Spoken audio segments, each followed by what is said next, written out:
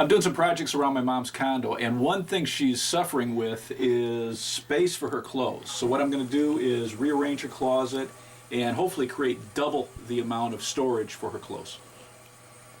So our first step is we're going to remove the wood on both sides, and this wood is used to hold on to these pole sockets and give it a little more support.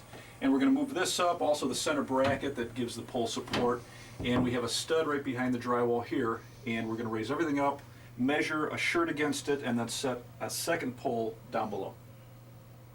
I removed the socket on this side that holds a pole, and now I'm going to use a pull and pry bar. Excellent tool for removing wood like this, and they used finishing nails to hold this wood in. So we're just going to work it all along the edge, and I'm going to do the same thing on both sides, and then we'll move everything up.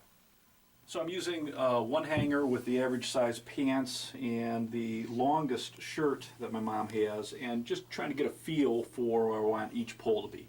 So I'll make a mark on the walls to give you an idea where I want each one, and then we'll set both up. I'm going to use a stud finder and find the studs behind the drywall.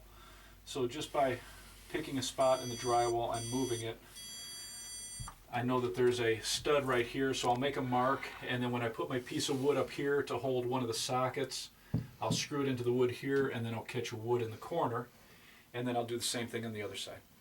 Now that I decided I want to come down by 7 inches for the center of this socket, I also know that the center of that center support is 11 inches over, and this is easy because the old piece of wood has it laid out for us.